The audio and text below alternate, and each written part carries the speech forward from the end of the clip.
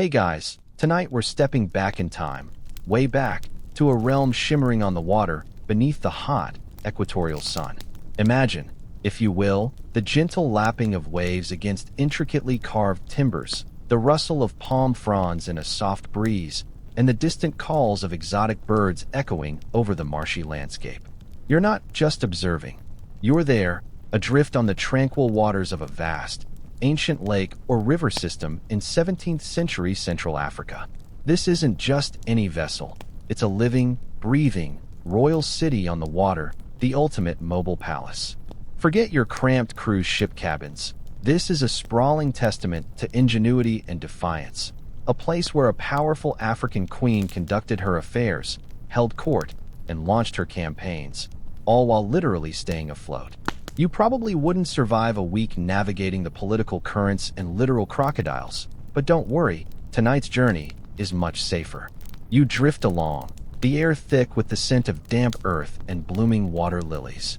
The sun, a warm blanket, sinks towards the horizon, painting the sky in hues of orange and purple. Around you, the sounds of evening begin. The buzz of insects, the splash of a fish, perhaps the distant rhythm of drums from a village on the shore. This is the realm of Queen Nzinga, a formidable leader of the Ndongo and Matamba kingdoms, and her legendary floating palace, the Lukanda.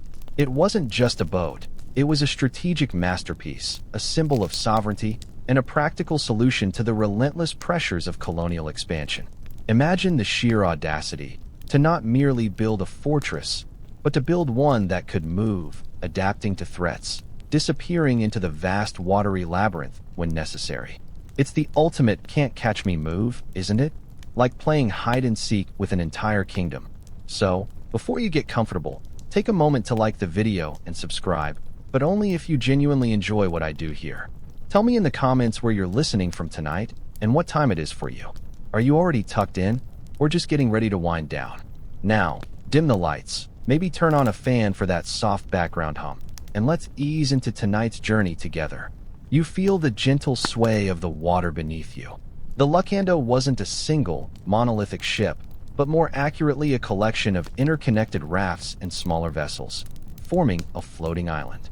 Think of it as a meticulously planned, aquatic village, designed for mobility and defense. Each section had its purpose: living quarters for the queen and her court, administrative buildings, kitchens, storage, even gardens. Yes, gardens on water, a testament to the agricultural prowess of the region and the ingenuity of its people. This wasn't just about survival. It was about thriving, about maintaining a semblance of normalcy and dignity amidst constant conflict. It's a remarkable feat of engineering and community planning, especially when you consider the limited tools and resources of the era. No giant cranes or computer-aided designs here, just raw ingenuity and a profound understanding of their environment. The Lukanda, sometimes described as a network of islands woven from reeds, papyrus, and timber, was an extension of Nzinga's will, a fluid and unpredictable seat of power. It allowed her to remain elusive, to evade the persistent and increasingly aggressive Portuguese forces who sought to control the lucrative trade routes, particularly in enslaved people. Historians still argue whether the Lukanda was a permanent residence or a temporary, strategic encampment. Was it her primary home, or more of a mobile war room and escape route? Either way, its very existence speaks volumes about the constant threat Nzinga faced and her brilliant, multifaceted approach to resistance. She wasn't just fighting battles, she was redefining the very concept of a capital city. Imagine sending an envoy to negotiate with a queen, only to find her palace has literally floated away overnight. Bit of a scheduling nightmare, I'd say. This was a time of immense upheaval in Central Africa. European powers, particularly the Portuguese, were aggressively expanding their influence, driven by the insatiable demand for resources and labor. The kingdoms of Ndongo and Matamba, rich in iron, salt, and human capital, found themselves at the crossroads of this brutal expansion.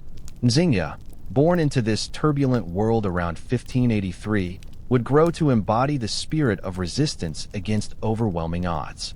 She was not merely a ruler but a diplomat, a warrior, and a master strategist, her floating palace a testament to her unique genius. Its very fluidity mirrored her own adaptability and refusal to be pinned down. You can almost hear the whispered legends of the Queen of the Floating Islands, a leader who commanded not only armies but also the very rivers themselves. You trace the delicate patterns on the wooden railing of the lukanda, feeling the smooth, worn surface beneath your fingertips. To truly understand the queen who commanded such a marvel, you must first journey back to her beginnings. Nzinga was born into the royal family of the Ndongo Kingdom, a powerful Mbunda state located in what is now Angola, sometime around 1583. Her full name, Nzinga Mban Ngola Kilonji Kia Samba, whispers through the humid air, carrying with it the weight of lineage and destiny. Her father was the Ngola King Kilawanji Kia Samba, a fierce ruler who had already begun to push back against the encroaching Portuguese influence. You might think being born into royalty means a life of pampered ease, but for Nzinga, it meant being groomed for leadership in a world teetering on the brink of profound change. From a young age, Nzinga was unusual. She wasn't content with the traditional roles often prescribed for women in her society, even within the royal court. You might have seen her, a keen-eyed child, observing her father's political negotiations, listening intently to the arguments, and perhaps even offering her own surprisingly astute observations. She learned to read and write Portuguese from missionaries, a skill that would prove invaluable later in her life, giving her an undeniable edge in diplomatic exchanges. Imagine the surprise of the Portuguese envoys, expecting to converse through interpreters, only to find the queen herself fluent in their tongue. It's like showing up to a chess match expecting a novice, only to find your opponent is a grandmaster who speaks your dialect of chess. Her early life was steeped in both privilege and peril. The Ndongo Kingdom was rich, thanks to its control over trade routes and resources like iron and salt, but this very wealth made it a target. You can almost feel the tension in the air, the constant awareness of external threats. Nzinga, unlike many royal children, was trained in military strategy and diplomacy. She didn't just read about battles. She understood the logistics, the tactics, the psychology of warfare. This wasn't just a hobby, it was a necessity for survival. She saw firsthand the devastating impact of the slave trade, which the Portuguese were aggressively pursuing, tearing apart communities and fueling endless conflict. This exposure undoubtedly shaped her unwavering resolve to resist. There's a popular story, a quirky tidbit you might find interesting, that speaks to her early assertiveness. When her father was ill, she reportedly participated in council meetings, often speaking up with remarkable confidence and insight. Some accounts even claim she was present during her own birth, a symbolic detail that foreshadows her future strength and autonomy. While probably more legend than fact, it illustrates the impression she made even in her youth. She was, in essence, a force of nature from the start. Her older brother, Mbandi, eventually ascended to the throne after their father's death. This period was fraught with sibling rivalry and political intrigue, as is often the case in royal successions. You can picture the whispered conversations in the palace corridors, the shifting alliances, the constant jockeying for influence. Nzinga found herself navigating these treacherous waters, often acting as Mbandi's advisor, but also as a powerful figure in her own right. This training in courtly maneuvering would serve her well when she eventually took the reins of power herself. She learned the art of subtle persuasion, of knowing when to push and when to pull, a skill far more valuable than brute force in many situations. A mainstream historical fact often highlighted is Nzinga's initial role as an ambassador. In 1622, her brother, King Mbandi, sent her to negotiate a peace treaty with the Portuguese governor, João Correia de Sousa. This was a pivotal moment. You arrive at the governor's office, a grand, imposing structure built to project Portuguese authority. As a deliberate insult, the governor had only one chair in the room, intending for Nzinga to stand, thereby acknowledging his supposed superiority. But Nzinga, quick-witted and unflappable, had one of her attendants immediately place a servant on their hands and knees, forming a human chair, and she sat upon him for the duration of the negotiations. Talk about a power move. You can almost hear the gasp of the Portuguese officials. It was a clear, non-verbal declaration that she would not be subjugated.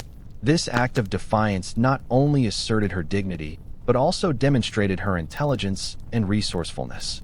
It was a moment of pure, unadulterated sass, long before anyone invented the word.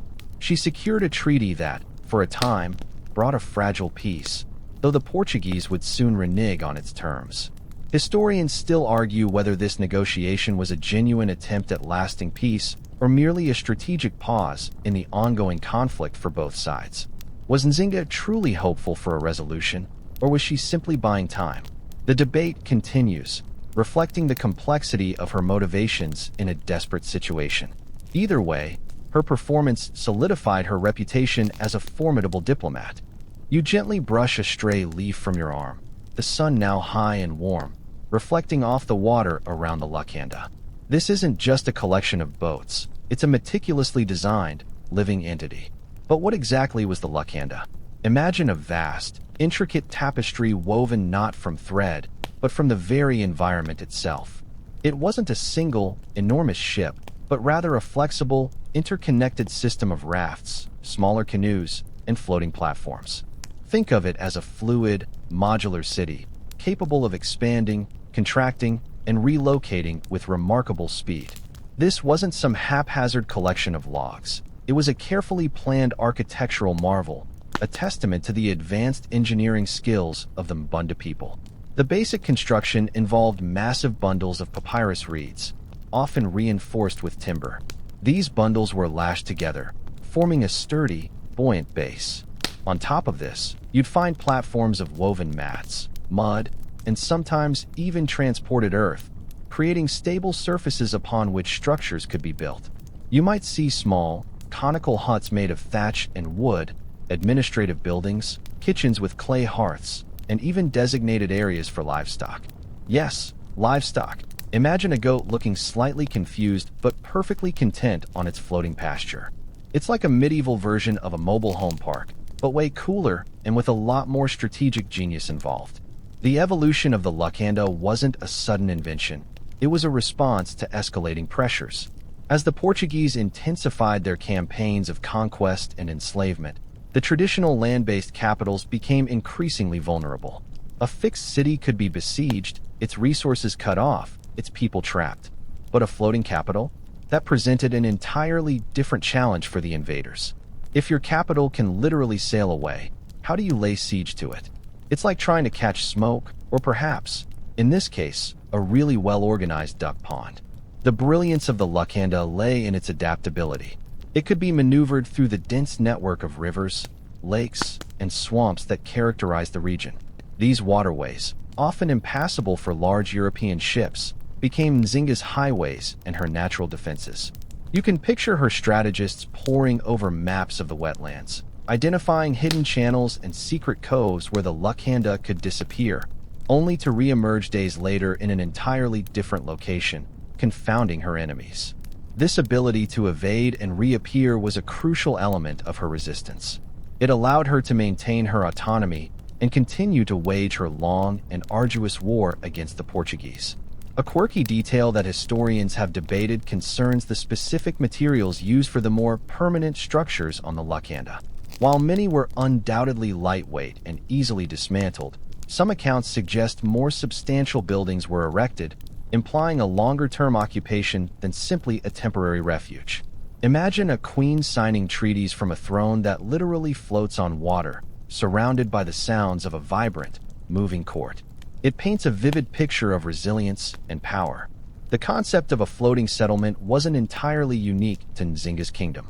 Various communities throughout Africa and other parts of the world developed ingenious water-based living solutions, often for defensive or resource-gathering purposes. However, the lacanda, as conceived and employed by Nzinga, was elevated to a strategic tool of statecraft. It wasn't just a place to live. It was a symbol of her refusal to be tied down, either geographically or politically. It represented freedom and defiance. Historians still argue whether the lacanda was a single, immense complex or a more decentralized network of interconnected but separable units. Was it one giant, floating city, or a flotilla that could break apart and reassemble as needed, like a historical version of Lego? The latter theory gains traction when considering the ease of movement and the ability to navigate narrower channels. This modularity would have added another layer of tactical advantage, allowing different sections to perform different functions or even to draw enemy forces into fragmented pursuits. You envision the construction process: skilled artisans weaving massive reed mats, carpenters shaping timbers, and countless hands lashing everything together with sturdy vines and ropes. It would have been a massive undertaking, requiring incredible coordination and community effort. The maintenance alone would have been a continuous task, given the organic nature of the materials and the constant wear and tear of being on the water. It wasn't a build-it-and-forget-it project. It was a living, breathing testament to ingenuity that required constant attention, much like governing a kingdom itself. This was a mainstream historical fact. The ingenious use of natural materials for sophisticated construction was a hallmark of many African civilizations. The Lukanda exemplifies this, turning the very landscape into a defensive and strategic asset. It showcased an understanding of hydrodynamics and local ecology that was far ahead of many of its European contemporaries. While Europe was busy building stone castles, Nzinga was designing a mobile fortress, perhaps a more appropriate solution for the challenges of her time. It serves as a powerful reminder that innovation comes in many forms, and often, the most effective solutions are those that best adapt to their environment. You feel the gentle rise and fall of the Lukanda beneath you, a subtle reminder of the vast, complex world Nzinga inhabited. This wasn't a time of peaceful coexistence. It was an era of profound upheaval, a brutal collision of cultures and ambitions.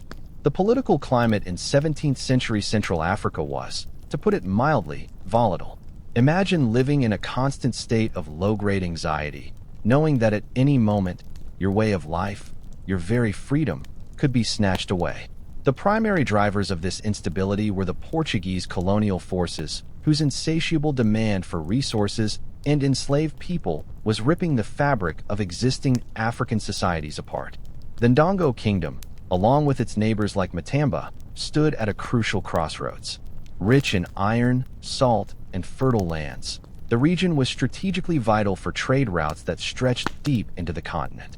However, this very richness made it a prime target for the Portuguese, who had established coastal outposts like Luanda and were steadily pushing inland.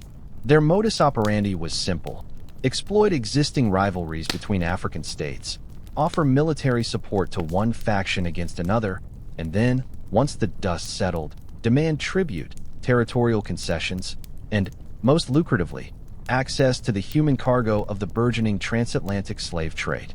You can almost hear the whispered rumors spreading through the villages, tales of raids, of families torn apart, of the brutal journey to the coast. This was the omnipresent backdrop against which Nzinga rose to power. Her father, Bengola Kiloanji Kia Samba, had already fiercely resisted Portuguese encroachment, but the pressure was relentless. They employed a strategy of building fortified settlements, called presidios, and sending out pomberos, or African Portuguese traders, to sow discord and capture individuals for sale.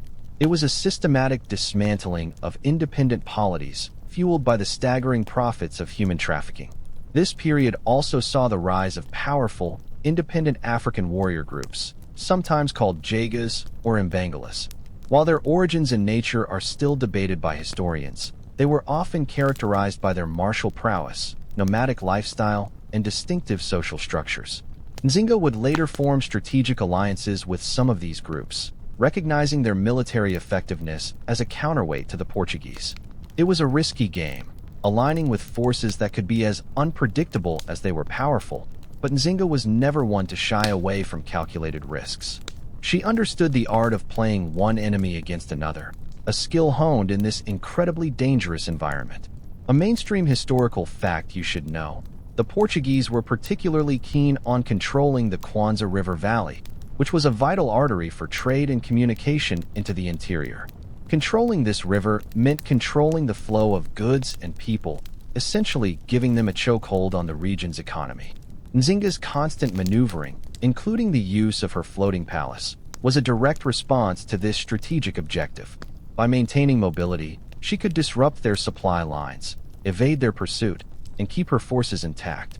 A quirky tidbit that illustrates the complexity of these alliances is the fluid nature of loyalty during this period. African chiefs and kingdoms would sometimes shift allegiances, siding with the Portuguese one moment and Nzinga the next, depending on who offered the most immediate advantage or posed the greatest threat. It was a chessboard of constantly moving pieces, where today's ally could be tomorrow's foe. You can imagine Nzinga's advisors constantly updating their intelligence, trying to predict the next betrayal or opportunity. It's like a particularly high-stakes game of musical chairs, where the loser ends up in chains. Historians still argue whether the Portuguese genuinely sought to establish a lasting, stable colonial administration in Dongo, or if their primary objective was simply to maintain a continuous supply of enslaved people. Was their expansion primarily about territorial control, or was it a means to an end, with that end being the human trade? The distinction is crucial for understanding the nature of Nzinga's resistance. If it was about territorial conquest, then armed resistance was the only option. If it was purely about trade, perhaps other forms of negotiation or economic disruption could have been equally effective. This debate highlights the different interpretations of colonial motives and the complexities of power dynamics in the era. You recall the earlier account of Nzinga's audacious move during her negotiations with Governor de Souza. That act of defiance wasn't just a personal statement. It was a clear signal of her understanding of power dynamics in this volatile climate. She knew that maintaining dignity and projecting strength was paramount, especially when dealing with an adversary who sought to dehumanize and diminish. Every interaction, every diplomatic exchange, was a battle in itself, and Nzinga rarely lost. Her ability to command respect, even from her enemies, was a testament to her force of will and her astute understanding of the psychological warfare inherent in such conflicts. The constant threat of war also meant that agricultural life, trade, and social structures were severely disrupted. People lived in fear, constantly on the move, seeking refuge from raiding parties.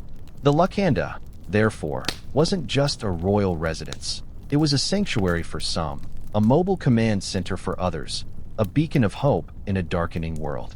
Its very existence was a statement. You may ravage our lands, but you will not conquer our spirit.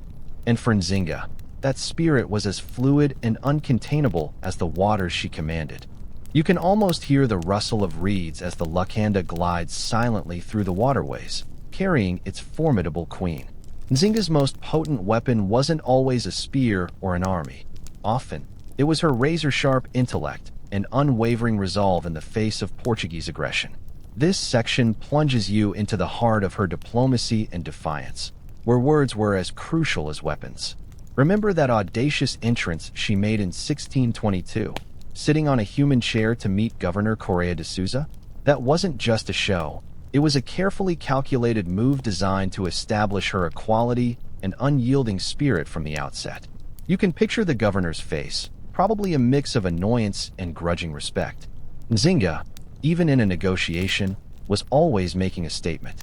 She demanded respect, not merely asked for it. During this pivotal meeting, Nzinga pressed for the return of her brother's stolen subjects and an end to Portuguese aggression. She negotiated not as a supplicant, but as a sovereign ruler. A mainstream historical fact from this encounter is that she managed to secure a treaty that recognized Ndongo's independence and led to the return of some Bunda captives.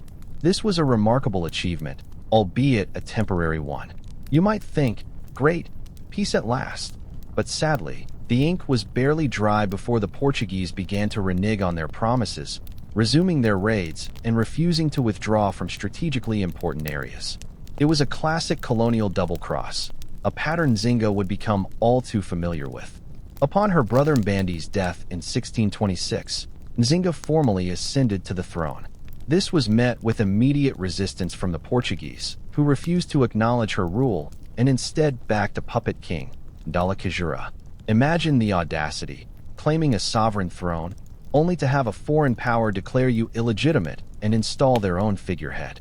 This act of blatant disrespect only hardened Nzinga's resolve. Her defiance wasn't just about protecting her people. It was deeply personal, a defense of her rightful claim to power. Her initial strategy involved continued diplomatic overtures, even as she prepared for war.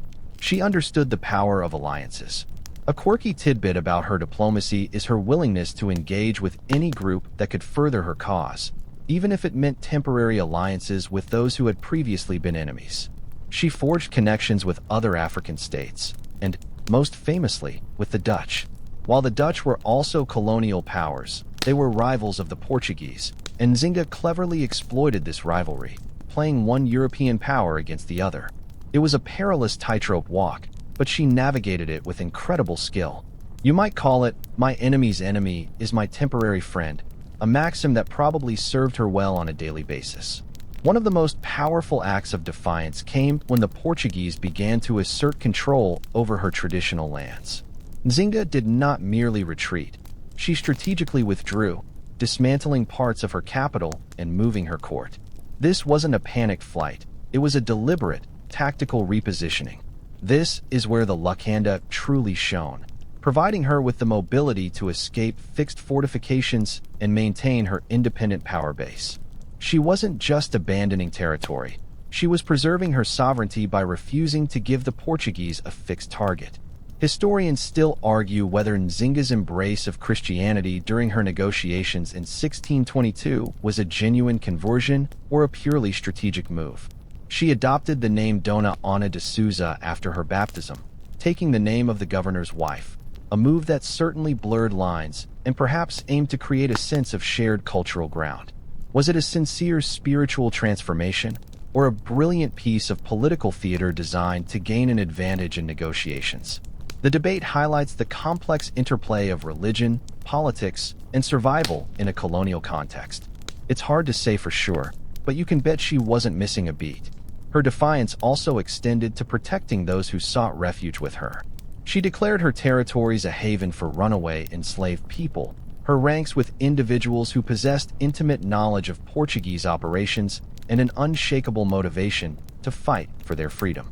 You can imagine the magnetic pull of such a promise. A queen who not only resisted the enslavers but actively welcomed those they had brutalized. This policy was a constant thorn in the side of the Portuguese, disrupting their labor supply and demonstrating Nzinga's moral authority. Even when facing overwhelming military might, Nzinga consistently refused to acknowledge Portuguese overlordship. She never signed a treaty that fully subjugated her or her people to their will. Instead, she entered into agreements that, at best, were truces and at worst, temporary strategic retreats. Her letters and emissaries to European powers, especially the Dutch, show a sophisticated understanding of international politics and a relentless pursuit of allies against her primary oppressor.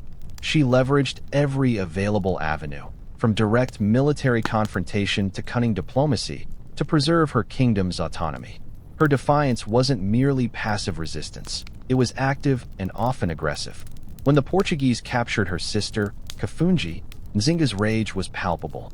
She launched retaliatory raids, demonstrating that harming her family or her people would invite a swift and brutal response. This wasn't just about winning battles. It was about sending clear messages of deterrence and projecting an image of unyielding strength. You wouldn't want to be the Portuguese soldier who had to deliver that news to the governor. You can almost feel the weight of her decisions, the pressure to protect her people, the constant threat of betrayal, the overwhelming odds. Yet, Nzinga never faltered. Her defiance was a beacon in a dark time, inspiring not only her own subjects but also other African leaders who watched her struggle with a mixture of admiration and trepidation. She became a living legend, a symbol of resistance against the tide of colonial expansion. Her ability to keep her kingdoms largely independent for decades, despite constant warfare, stands as a testament to her extraordinary diplomatic and strategic genius. It's a bit like playing a never-ending game of diplomatic chess against a much larger, wealthier opponent, and somehow, you keep stalemating them. Her diplomatic prowess was matched only by her military cunning, which we'll delve into later. But for now, consider the sheer mental fortitude it must have taken to constantly negotiate, to assess threats, and to maintain a posture of defiance when facing an enemy that held such a dominant technological and economic advantage. Nzinga understood that true power wasn't just about brute force. It was about perception, about controlling the narrative, and about never, ever allowing your spirit to be broken. The Lukanda, her mobile palace, was the perfect embodiment of this philosophy, an uncatchable, unconquerable symbol of her enduring will. You feel the gentle undulation of the lacanda as it navigates a narrow channel, the air thick with the scent of damp earth and verdant foliage. This constant movement wasn't merely a preference for aquatic living. It was a fundamental strategic decision. Nzinga's reign was characterized by a series of strategic withdrawals and relocations, each designed to outmaneuver her Portuguese adversaries.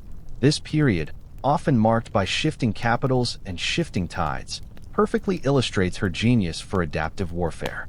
After her brother's death and the Portuguese refusal to recognize her as queen, Nzinga found her traditional capital, Cabaça, increasingly vulnerable. The Portuguese, with their superior firearms and fortified presidios, could exert immense pressure on fixed locations. To stay in Cabaça would have meant almost certain defeat and capture. So what did Nzinga do? She moved. This wasn't a retreat born of weakness, but a calculated tactical withdrawal, a deliberate act of non-cooperation. She knew that a fortress is only strong if it can be defended, and if the enemy could easily surround it. A fixed position became a trap. Her first major move was to the region of Matamba, a powerful kingdom to the east of Ndongo, which she would eventually conquer and merge with her own. This wasn't a simple stroll across the border.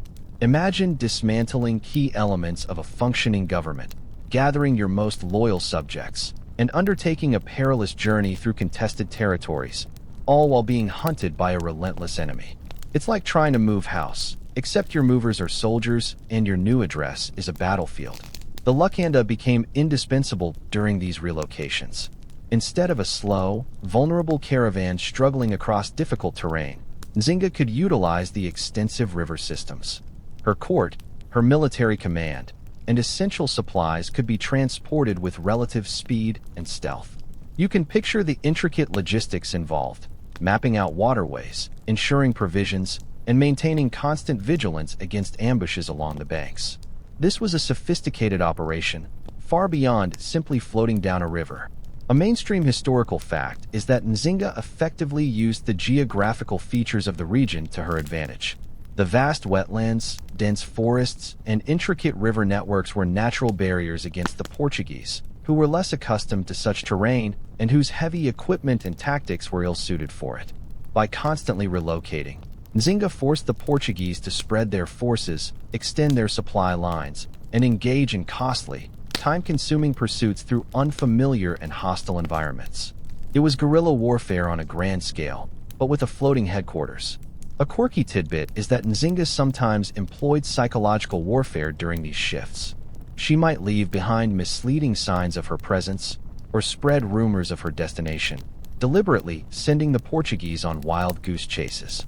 Imagine the frustration of the Portuguese commanders, receiving reports that Nzinga was here, then there, then seemingly nowhere, only to reappear weeks later hundreds of miles away. It's like trying to catch a particularly clever ghost. Historians still argue whether Nzinga's initial move to Matamba was an opportunistic expansion or a desperate strategic necessity driven purely by Portuguese pressure. Was she already planning to incorporate Matamba, or did the relentless pursuit simply accelerate an inevitable consolidation of power?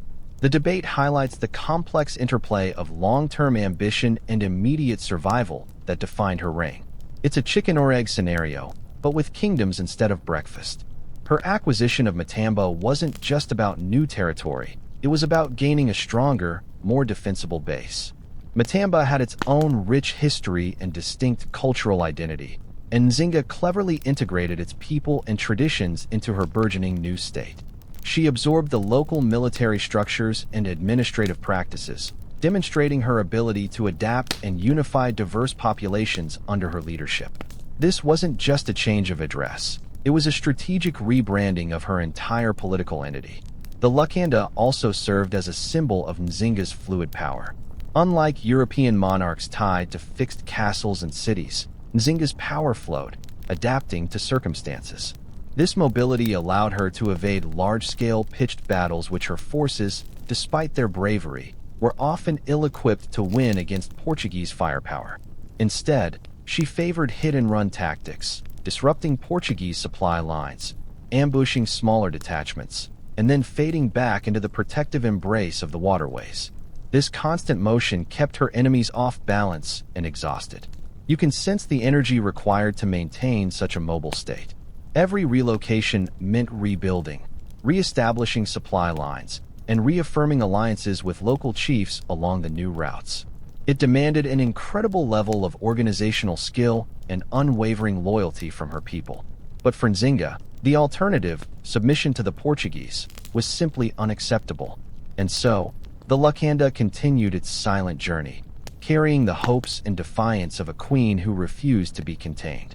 You lean back, feeling the sturdy deck beneath you, and try to imagine the sheer logistical nightmare of building a palace that could float. The architectural marvels of the Lukanda weren't about soaring spires or massive stone walls, but about ingenious adaptation and a profound understanding of local materials. This wasn't just a collection of rafts. It was a complex feat of indigenous engineering. The foundation, as you learned, was typically massive bundles of papyrus reeds, often reinforced with stout timbers. These bundles, expertly harvested and bound, provided incredible buoyancy. Think of it like constructing enormous, natural pontoons. On top of these, platforms were built, often using a combination of woven mats, a type of compacted earth, and flat planks of wood. Imagine carrying tons of earth onto floating platforms without modern machinery. It's mind-boggling, isn't it? This created a stable, relatively flat surface for building. The structures themselves were usually lightweight and easily assembled or disassembled. You'd see conical huts with thatched roofs, common in many parts of the region, providing shelter for the queen, her family, and key advisors. These weren't permanent stone buildings, but they were remarkably durable and perfectly suited for a mobile existence. Think of it as advanced glamping, but with actual royalty and a lot more strategic importance. The materials were locally sourced: bamboo, various types of wood, palm fronds, and reeds, all abundant in the wetlands. A mainstream historical fact is the incredible skill of Mbundu artisans in working with these natural materials. They were masters of weaving, carpentry, and construction, capabilities that were vital in creating and maintaining the Lukanda. The interconnectedness of the various platforms was key. They were not simply tied together. Rather, there was a sophisticated system of ropes, anchors, and perhaps even removable gangplanks that allowed the different sections to be joined or separated as needed. This modularity was a stroke of genius, allowing the Lukanda to adapt its size and configuration to different waterways or tactical situations. A quirky tidbit that adds to the marvel of the Lukanda is the existence of floating gardens. While perhaps not sprawling horticultural extravaganzas, accounts suggest that small plots of land were maintained on some of the larger platforms, used for growing essential herbs, vegetables, or even decorative plants. Imagine tending to your kale patch while slowly drifting down a river. It's a remarkably serene image, contrasting sharply with the constant threat of war. It also speaks to a desire for self-sufficiency and a touch of domesticity amidst the rigors of constantly being on the move. The sheer scale of the Lukanda is still debated. Historians still argue whether the Lukanda was primarily a compact royal residence or a truly sprawling, village-like complex that could house thousands. Some sources suggest it could accommodate hundreds, if not thousands, of people, including the Queen's court, her military guard, artisans, and servants. If it was truly that large, the logistical challenge of moving it, let alone constructing it, would have been immense. It certainly wasn't a tiny houseboat. Maintaining the Lukanda would have been a continuous effort. Natural materials degrade, and constant exposure to water would require ongoing repairs and replacements. You can envision teams of skilled builders always at work, reinforcing weak spots, replacing damaged sections, and expanding the complex as needed. This wasn't a one-and-done project. It was a living, evolving piece of infrastructure that required constant attention, much like a thriving kingdom. The Lukanda also incorporated defensive elements.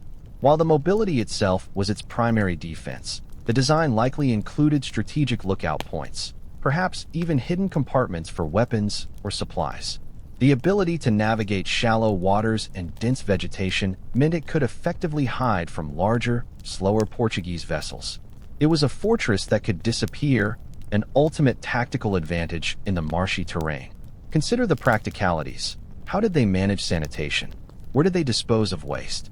How did they ensure a supply of fresh water beyond what the river provided?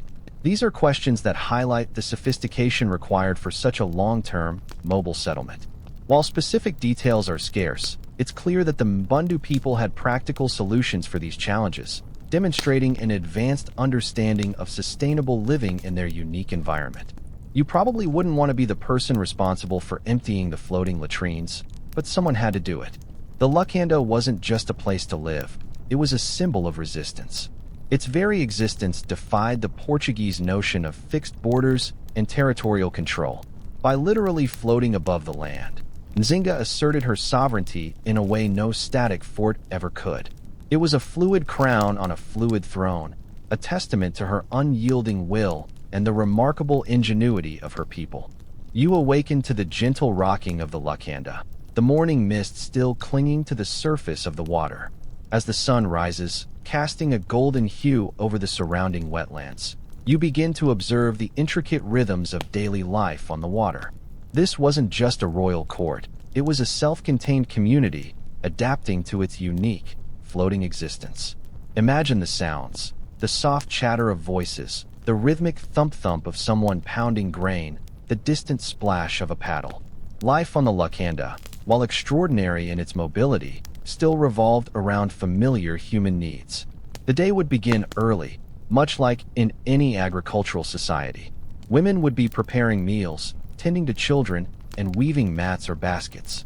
Men would be maintaining the rafts, fishing, or preparing for military drills. It was a constant hum of activity, necessary for the survival and smooth functioning of a kingdom on the move. Meals would have been a communal affair, often prepared in designated cooking areas on larger platforms. You might catch the aroma of roasted fish, various root vegetables like yams or cassava, and perhaps a rich stew. The diet would have been largely dictated by what could be fished from the surrounding waters or acquired through trade with land-based communities. Remember, the Lukanda wasn't entirely self-sufficient. It relied on a network of alliances and trade for many of its provisions. Eating a meal while slowly drifting past a serene, green landscape probably beat a stuffy banquet hall, wouldn't you agree? A mainstream historical fact is that hygiene and sanitation, while perhaps primitive by modern standards, were carefully managed. Waste would have been disposed of directly into the water, relying on the river's flow for natural dilution, or perhaps collected and deposited on land during stops. Fresh water for drinking and cooking would have been drawn directly from the rivers and lakes, likely filtered through natural means like sand or reeds, or simply boiled to ensure safety. You probably wouldn't want to drink it unfiltered today, but they made it work. A quirky tidbit that brings daily life into sharper focus is the presence of floating livestock enclosures. While large herds were impossible, smaller animals like chickens, goats, or even a few pigs might have been kept on dedicated raft sections, providing a source of fresh meat and eggs. Imagine a goat peering over the edge of a raft, contemplating a swim. It adds a wonderfully pastoral touch to the otherwise highly strategic floating palace. These animals would also have contributed to the overall self-sufficiency of the court. Children on the Lukanda would have had a unique upbringing. Their playground was the vast watery expanse. Their lessons probably involved learning to navigate canoes, fish, and understand the subtle currents of the rivers. They would have been constantly aware of their surroundings, developing a keen sense of observation and adaptability. You can picture them splashing in the shallow areas between rafts, under the watchful eye of their elders, growing up with the water as their constant companion. Historians still argue whether the Lukanda offered a significantly different social structure compared to land-based Mbundu communities. Was the inherent mobility and concentrated population a force for greater equality, or did it simply replicate existing hierarchies in a new setting? The logistics of limited space might have necessitated more communal living, potentially blurring some traditional social distinctions, but the presence of the queen and her court would always ensure a clear hierarchy. It's a fascinating question about how environment shapes society. Even in this mobile existence, spiritual practices and rituals would have been integral to daily life. You can imagine elders offering prayers to ancestral spirits, or ceremonies being performed to ensure a successful fishing expedition or safe passage through turbulent waters. The natural world, particularly the rivers and lakes, would have held deep spiritual significance, fostering a profound connection between the people and their aquatic environment. Evenings on the Lacanda would have been a time for storytelling, for sharing news from the outside world, and for simply enjoying the relative peace after a day of work. The soft glow of oil lamps or small fires would have cast flickering shadows on the water, creating an intimate atmosphere. You might hear the quiet strumming of an instrument, or the low murmur of conversations, as the Lacanda became a serene haven under the starlit African sky. It's a peaceful image, isn't it? A stark contrast to the constant threat of war. The very routines of daily life on the Lacanda were acts of resilience. Every meal cooked, every child raised, every prayer offered, was a defiant affirmation of existence and sovereignty in the face of relentless external pressure.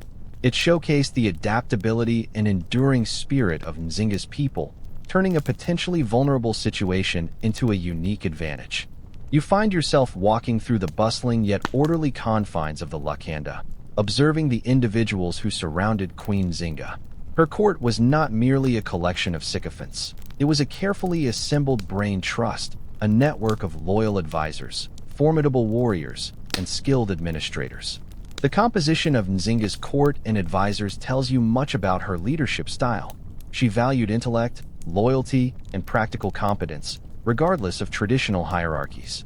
At the heart of her inner circle were undoubtedly members of her own royal lineage, individuals with a vested interest in the survival and prosperity of the Ndongo and Matamba kingdoms. However, Nzinga was pragmatic. She was not afraid to elevate individuals based on merit rather than solely on birthright. You might have seen seasoned military commanders, their faces etched with the lines of countless battles, standing alongside younger, astute diplomats who spoke multiple languages. It was a diverse group, united by their dedication to Nzinga's cause. A mainstream historical fact is that Nzinga's court included a significant number of women in positions of power. This was highly unusual for the time, even within some African societies, and certainly defied European norms. Nzinga herself was often described as dressing in male attire and taking on male roles in battle and diplomacy, blurring traditional gender lines. This was likely a strategic choice, designed to assert her authority in a patriarchal world, but it also reflects a willingness to empower capable women. You might have seen female generals, female advisors, and even female ritual specialists, all contributing significantly to the functioning of the state. It's a powerful image, isn't it? A queen leading a court where capability trumped conventional expectations. A quirky tidbit about her advisors relates to the role of religious figures. Nzinga understood the spiritual dimensions of warfare and leadership. Her court included powerful Kimbandas, or traditional healers and diviners, whose counsel on spiritual matters was highly valued. These individuals often played a role in ceremonies and rituals designed to ensure victory in battle or to protect the queen and her people. You can imagine them performing intricate rites on one of the Lacanda's platforms, the sounds of their chants mingling with the gentle lapping of water. It shows a fascinating blend of practical strategy and deeply held spiritual beliefs. Historians still argue about the extent of Nzinga's personal relationships with her advisors. Was she a solitary figure who relied on their intellect but kept an emotional distance, or did she foster deep personal loyalties? Some accounts suggest a fierce devotion from her inner circle, while others imply a more calculating approach to alliances. It's difficult to know the true dynamics, but her long and successful resistance suggests a remarkable ability to inspire and retain loyalty. Her court also served as a hub of intelligence. Given the constant conflict with the Portuguese, Nzinga needed accurate and timely information. Her advisors would have been responsible for gathering intelligence on Portuguese troop movements, their alliances with rival African chiefs, and their supply lines. This information would have been crucial for planning her evasive maneuvers and military campaigns. Imagine a network of spies and informants, all reporting back to the floating palace, a mobile nerve center for an entire resistance movement. Beyond military and political advisors, the Lacanda would have housed artisans, scribes, and even entertainers. Life on the move still required administrative functions, record-keeping, especially for trade and alliances, crafting, and cultural expression. The very existence of such a diverse retinue underscores the fact that the Lukanda was more than just a military encampment. It was the seat of a functioning government and a vibrant cultural center. Nzinga's ability to maintain discipline and unity among such a diverse group, especially given the constant threat of external enemies and internal rivalries, speaks volumes about her leadership. She was a master of managing personalities and leveraging individual strengths. Her court was a microcosm of her strategy, adaptable, resilient, and focused on survival and sovereignty. You step onto a wider platform, perhaps where the queen held formal audiences, and as you observe the dynamic individuals in her court, a crucial aspect of Nzinga's reign becomes strikingly clear: her profound impact on gender roles challenged by her own existence. In a world largely dominated by men, Nzinga didn't just rule. She redefined what it meant to be a female leader in 17th century Africa. For mainstream historical fact, Nzinga frequently adopted a male persona when dealing with European powers, especially the Portuguese. She would often wear men's clothing, arm herself, and engage in direct, often aggressive, negotiations or even military campaigns, mirroring the behavior of male warriors and kings. You can imagine the shock, and perhaps grudging respect, this must have elicited from the male European envoys and military commanders. They came expecting to deal with a king, and instead, they encountered a queen who behaved with all the authority and ferocity of any male monarch, perhaps even more so. It's like expecting a polite tea party and walking into a boxing match. This wasn't just a costume, it was a deliberate strategy. In Mbundu society, while women held significant spiritual and familial roles, overt political and military leadership was predominantly male. By embodying male authority, Nzinga asserted her right to rule and forced her adversaries to contend with her on equal terms. It was a powerful statement that transcended mere gender. It was about claiming absolute sovereignty. A quirky tidbit that illustrates her challenging of norms is the account that at one point, she declared herself a king, not a queen, and even adopted a male wife in her court, who was also male, and referred to her male concubines as female. This was a symbolic act, a powerful subversion of traditional gender binary roles, meant to emphasize her ultimate authority and freedom from conventional expectations. While the historical specifics are debated, the very existence of such stories highlights her radical approach to power and identity. It certainly gave the court gossip plenty to talk about. Historians still argue whether Nzinga's gender bending was primarily a calculated political tactic to consolidate power in a patriarchal world, or if it also reflected a more personal rejection of societal gender constraints. Was it pure pragmatism, or was there an element of genuine self-expression? The complexity of her actions allows for both interpretations, underscoring her multifaceted genius. It's likely a bit of both, demonstrating her ability to adapt her identity to serve her political goals. Beyond her personal presentation, Nzinga empowered other women within her court and military. We briefly touched on this earlier, but it bears repeating. You would have seen female advisors, female warriors, and female spiritual leaders actively participating in the governance and defense of the Lukanda and her kingdom. This wasn't just tokenism. These women held genuine authority and contributed significantly to Nzinga's success. She built a meritocracy, albeit one fiercely loyal to her, that recognized talent regardless of gender. Her very existence as a powerful female ruler in a region ravaged by the male-dominated slave trade sent a clear message. African women were not simply victims or commodities. They were leaders, warriors, and strategists. Nzinga became a symbol of female strength and defiance, a beacon of resistance against both colonial oppression and restrictive gender norms. You consider the profound impact this must have had on the people around her. For women in her kingdom, Nzinga provided a powerful role model, demonstrating that their capabilities were limitless. For men, she proved that effective leadership could come from unexpected places, forcing them to reevaluate their preconceived notions of power and authority. This wasn't just a momentary disruption. Nzinga's reign left an enduring legacy of redefined possibilities for women in leadership. Her ability to command respect and loyalty from both male and female subjects, and even from her adversaries, speaks volumes about her charisma and leadership skills. She wasn't simply demanding obedience. She was earning it through her intelligence, courage, and unwavering commitment to her people.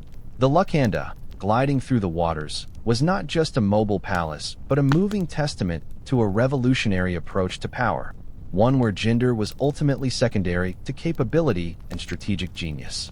You can almost hear the splash of paddles as the Lukanda changes course, a silent testament to the strategic brilliance of its commander. Nzinga was not just a diplomat.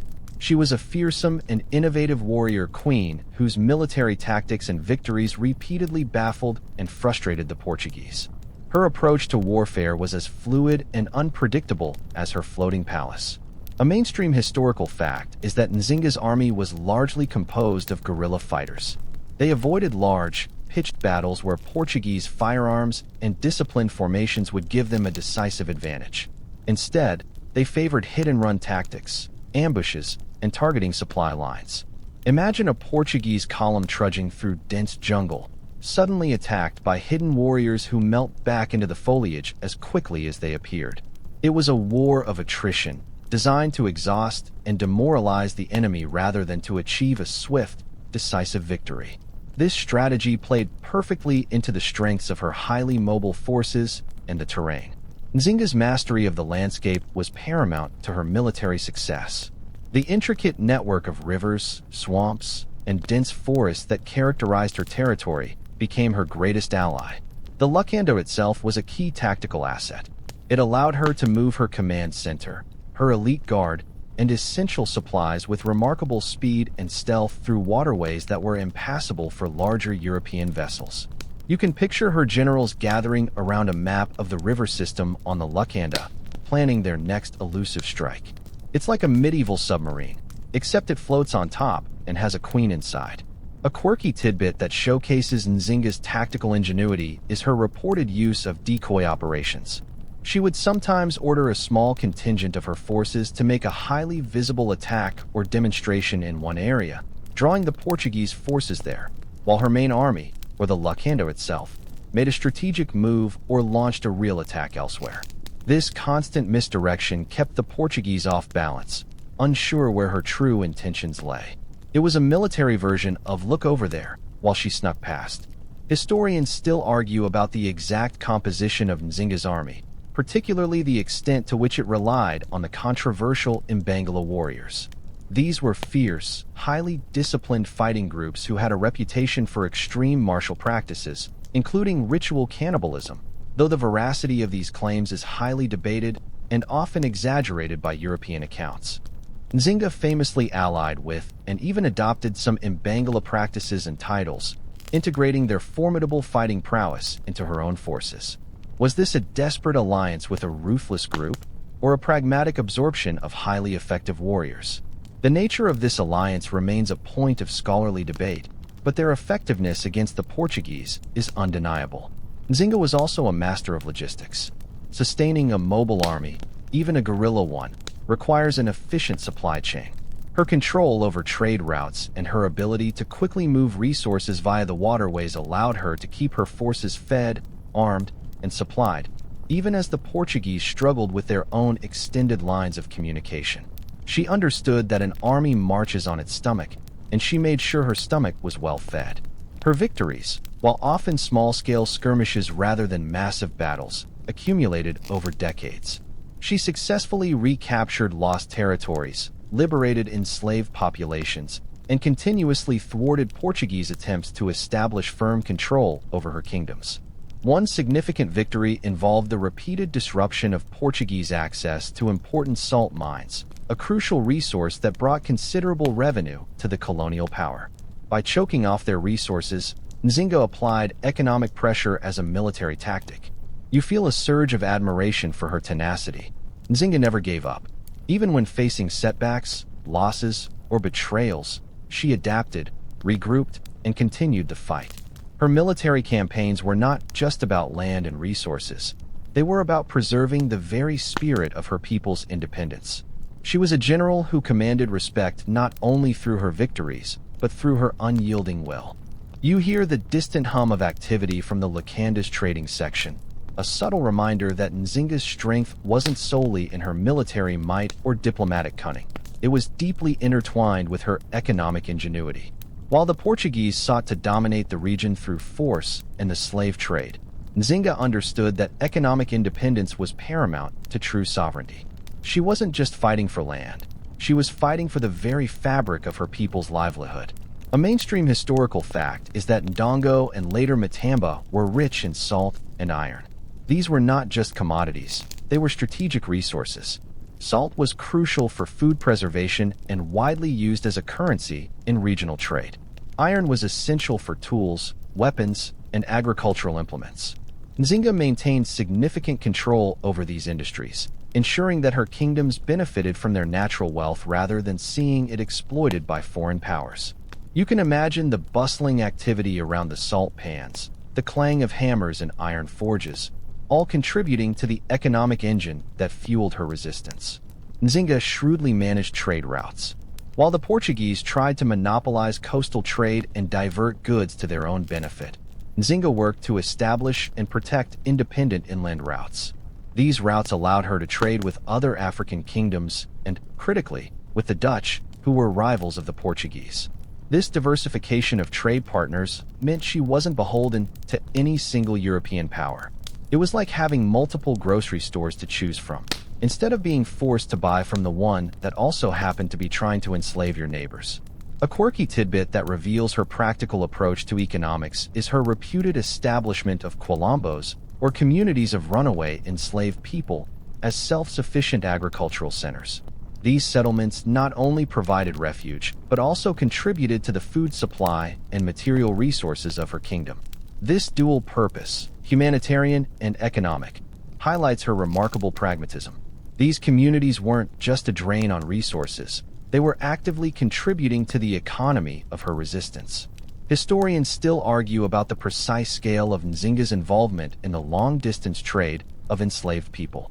While she fiercely resisted the Portuguese attempts to enslave her own Mbunda people and offered refuge to runaways, it's acknowledged that some African leaders, including Nzinga at various times, did participate in aspects of the slave trade to acquire weapons or other resources necessary for survival against powerful enemies. Was this a pragmatic, albeit morally compromising, necessity for self-preservation in a brutal era, or a deeper entanglement in the very system she fought against? It's a complex and somber debate, reflecting the desperate choices made in colonial contexts.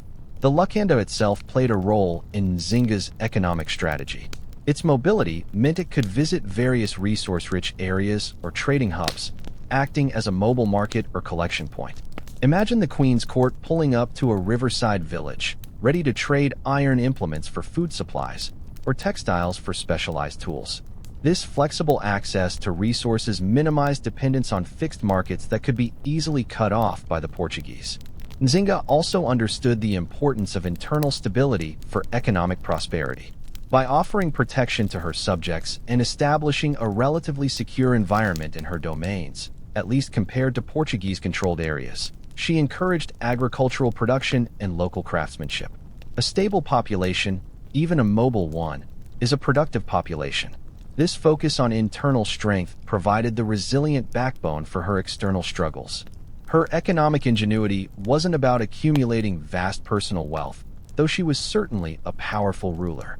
It was about sustaining a long and costly war of liberation. Every piece of iron forged, every basket of salt traded, every crop harvested, contributed directly to her ability to defy the Portuguese.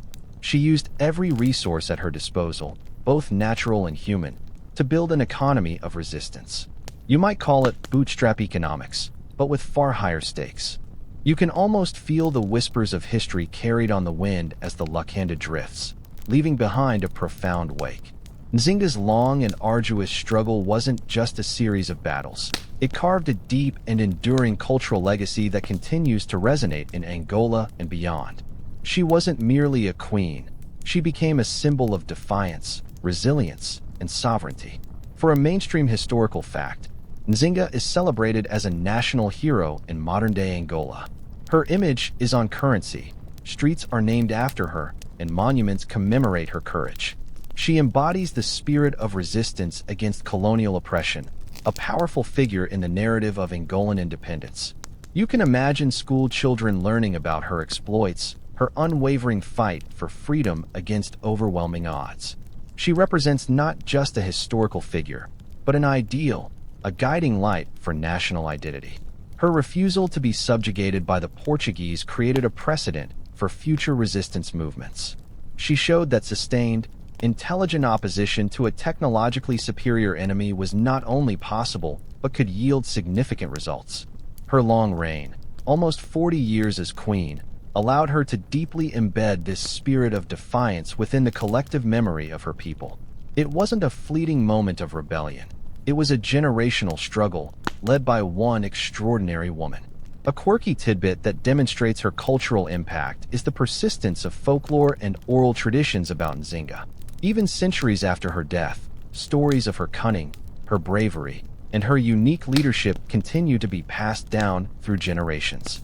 These narratives often emphasize her mastery of magic, her ability to transform, or her direct communication with spirits, blending historical fact with myth to create an even more powerful, almost supernatural, figure.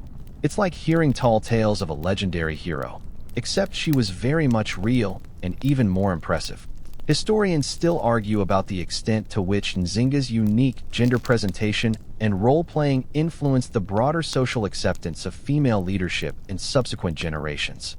Did her radical defiance of gender norms lead to lasting changes in societal structures? Or were her actions viewed as an anomaly, a necessary adaptation for a unique historical figure? The debate delves into how individual agency impacts deeply entrenched cultural practices over time. Nzinga's legacy also includes her sophisticated approach to statecraft. She successfully unified the kingdoms of Ndongo and Matamba, creating a stronger, more resilient state capable of resisting external pressures. This amalgamation wasn't just territorial conquest. It involved political integration, cultural synthesis, and the building of a shared identity under her leadership. She proved that African states could adapt, combine, and innovate to face new threats, rather than fragmenting under colonial pressure. You can sense the deep pride in her people as they recount her story. She didn't just fight for land or trade. She fought for the very right of her people to exist as a free and sovereign entity. Her long-standing resistance served as a beacon of hope for other African communities struggling against colonial powers, demonstrating that defiance, even against insurmountable odds, was a viable path. Her cultural impact extends to the very concept of resilience. Her ability to adapt, to shift strategies, to utilize the Lukanda as a mobile capital, all speak to an extraordinary capacity for bouncing back from adversity. This spirit of resilience, born from centuries of struggle against external forces, is a powerful thread woven into the cultural fabric of the region. The image of the floating palace itself became an indelible part of her legend. It represents ingenuity, adaptability, and the elusive nature of true freedom when confronted by an occupying force. The Lukanda wasn't just a place. It was an embodiment of Nzinga's philosophy. Never be pinned down, never be static, always remain in motion, always defy. And in the hearts and minds of her people, Nzinga and her Lukanda continue to float on, symbols of an enduring legacy of independence. You feel the sun dipping lower, casting long shadows across the water. The vibrant energy of Nzinga's active reign begins to soften, giving way to the gentle hum of passing years. Like all great sagas, hers too had a twilight, leading into the sunset of a reign. After decades of relentless struggle, Nzinga, now in her 60s and beyond, sought a more lasting peace for her weary people. A mainstream historical fact is that in her later years, Nzinga made a calculated shift from overt military confrontation to more enduring diplomatic engagement. By the 1650s, the constant warfare had taken its toll on both her kingdom and the Portuguese. Resources were depleted, and populations were exhausted. Nzinga, ever the pragmatist, recognized that outright military victory against the technologically superior and continuously reinforced Portuguese might be impossible in the long term. She initiated serious peace negotiations, aiming for a stable, recognized sovereignty rather than a continuation of endless conflict. These negotiations were painstakingly slow and fraught with mistrust. Imagine sitting across from your lifelong adversaries, trying to forge a peace that would truly last, knowing their history of broken promises. Nzinga, however, had the advantage of age, wisdom, and an unparalleled understanding of the Portuguese psyche. She negotiated fiercely, demanding respect for her kingdom's borders and autonomy. A quirky tidbit from this period is Nzinga's renewed engagement with Christianity, not merely as a diplomatic tool, but perhaps with genuine spiritual conviction. She rebuilt churches in her territory and invited Capuchin missionaries to establish schools and missions. This could be seen as a strategic move to secure European allies against the Portuguese, but some historians suggest a deeper, personal spiritual reflection in her later years. It's hard to say definitively what was in her heart, but it certainly softened some of the more hardline European views of her. She probably still gave the missionaries a good run for their money in a debate, though. Historians still argue whether her pursuit of peace was a sign of diminishing power or a strategic masterstroke to secure her legacy and protect her people from further devastation. Was she forced into peace by exhaustion, or was it a deliberate shift in strategy, recognizing that a stable peace could achieve what endless war could not? This debate highlights the nuanced interpretations of her final years. Despite the peace efforts, Nzinga remained vigilant. She never fully dismantled her military or abandoned her strategic principles. The Lukanda, while perhaps used less for active evasion, would have remained a symbol of her independent spirit and a potential refuge should peace efforts fail. She understood that trust had to be earned, and she was not about to drop her guard entirely after decades of fighting. Her primary focus in these later years was the consolidation of her kingdom and the well-being of her subjects. She worked to rebuild communities, re-establish trade, and ensure agricultural prosperity. After decades of conflict, her people desperately needed stability and recovery, and Nzinga shifted her focus to governance and rehabilitation. This was a different kind of strength, one focused on healing rather than fighting. Nzinga's passing in 1663, at the remarkable age of 81, marked the end of an era. You can imagine the grief that swept through her kingdom, a profound sorrow for the loss of a leader who had defied empires and protected her people for so long. She died a sovereign queen, still in command of her territory, a testament to her enduring power and skill. Her funeral would have been a significant event, a ceremony befitting a warrior queen and a national hero. Her death did not immediately lead to the collapse of her kingdom. She had established a successor, further demonstrating her foresight and commitment to the future of Ndongo and Matamba. Her legacy was not just her individual defiance, but the stability and autonomy she had managed to forge in a brutal world. The long peace she finally secured, despite its imperfections, allowed her kingdom to endure for decades after her passing, a testament to her final, strategic brilliance. She showed that sometimes, the greatest victory is simply to survive and thrive. You watch the last vestiges of twilight fade, and the Lukanda, now a silent, shadowy form on the tranquil water, seems to hold its secrets close.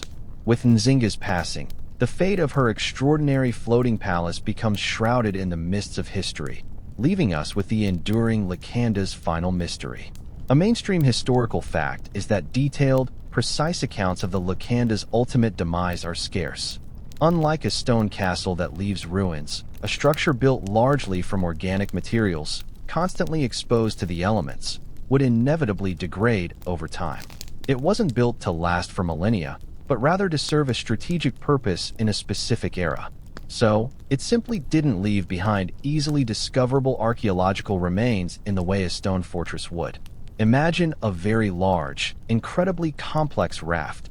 Eventually, it just breaks down and becomes part of the river ecosystem. It's likely that after Nzinga's long reign and the subsequent, albeit fragile, peace, the immediate strategic necessity for a mobile capital diminished. With fewer constant threats, maintaining such a complex and labor-intensive floating structure might have become less of a priority.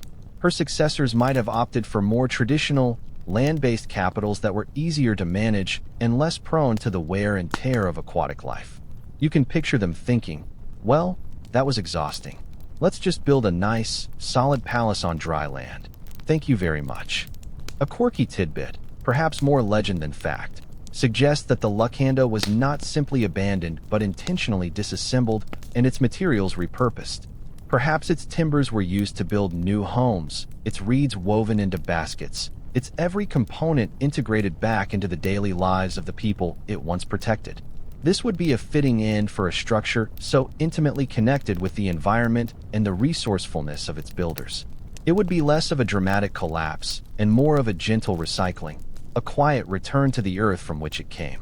Historians still argue about whether the Lacanda was primarily a symbol of Nzinga's individual genius or a reflection of broader, long-standing Bundu traditions of aquatic living and engineering. Was it a unique innovation driven by the pressures of colonialism or an evolution of existing practices? The answer influences how we view its eventual disappearance, as the fading of a singular vision or the natural conclusion of a particular architectural adaptation. The mystery of the Lacanda's end is, in a way, part of its power. It reinforces its elusive, almost mythical quality.